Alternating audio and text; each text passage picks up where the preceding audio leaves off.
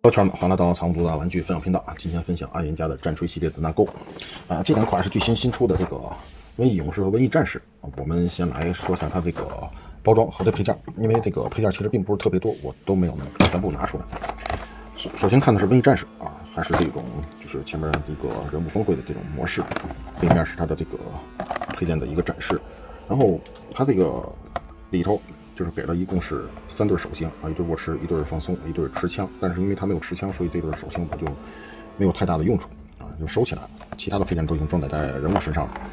那么瘟疫勇士呢是一样的啊，像正面的一个人物峰会，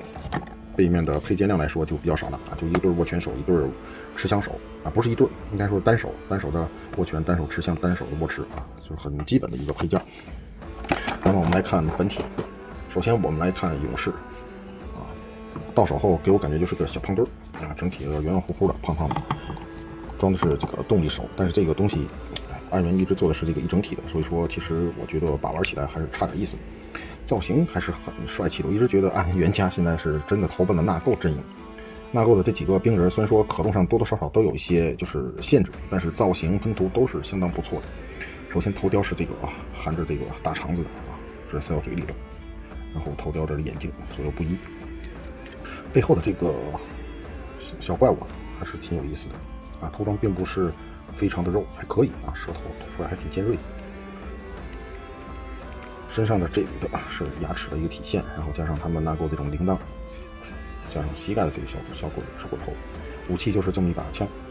但是这款人物的这个败笔，我就是设计在这个披风上了，因为它的披风是跟它的这个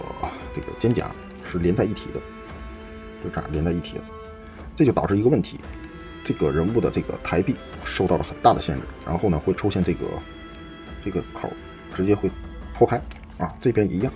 都会出现这个问题。然后已经就是我这头已经有出现了这个，我不知道算是白痕还是断裂，因为我看里边已经是开口了，不知道是原厂就是这样的，还是说是这个因为去第一次掰动的时候直接给从口里拖出来了，导致的这个问题。这个是最大的一个让我玩的非常糟心的一个地方，其他来说我觉得都还不错，所以说这人物大概率就是一个战士的命啊，摆几个简单的动作就战士了就可以了。可动上来说，胸腰的可动就是一点点，左右一点点都是有干涉，然后大臂的上抬抬不动，就抬到就是几乎就是抬不起来了。然后手腕的这头手肘90度还是没有问题的，然后大腿的前踢几乎是没有的，然后后踢有点。膝盖的屈膝其实也受到干涉，脚部基地是没有问题，但是这个人物的整体来说，就是可动可以算是出到现在纳购的系列里头可动最拉胯的一款，真的是没想到啊！这个设计真的是，这设计师不玩吗？真的我实在是无语。大伙如果说看看自己到手后是不是也是我这种状况，就是里边的这个凹槽已经白痕了，就变白的那种感觉，像断裂的这个效果，看。像这种断裂的效果是不是也是这种的？如果说大伙并不说，那可能我这个本身就有问题，那我就找安源厂家去进行更换了。不过整体来说还是比较可爱的啊，战士还是不错的。然后战士这款是比较惊艳的啊，可动可以说是纳购里最好的啊，这两款是一个可动最好，一个可动最拉啊，凑成了一对。武器呢是一把斧头，一把锤子，然后加上一个小刀啊，直接装在它这个肠子上面。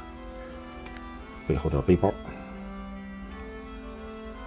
两边的肩甲用的也是一个比较不错的涂装啊，并不糊啊，这个实在是挺有意思的。两边的都是一个脸，这边也是一个怪物脸，效果还不错的，而且可动上来说，我觉得还是不错的。头部的可动，然后胸腰的可动，虽然说有些干涉，但是整体来说，一般的动作都是做到的啊，问题不大，前后都没有什么干涉，都是可以的。然后大腿的这头的可动也是问题不大，前踢、后踢。然后膝盖的弯曲，脚部接地情况都没有问题，所以说这款的可动真的是相当不错了，摆出一些姿势还是很简单的，侧踢的一个姿势。这款在纳购里头真的是我觉得相当惊艳了啊！至少毕竟这么点小玩意，主要是还是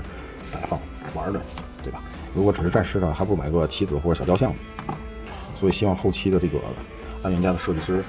在设计的时候还是要兼顾一下可动的。虽然说美型上是需要还原棋子，但是有些地方还是需要去去照顾一下。像这个东西，真没必要，一点必要都没有。你把它固定上了，你说你美星能提升多少度吗？也没有说提升到多少，但是干涉真的是非常的厉害。好，今天就教到这里，拜拜。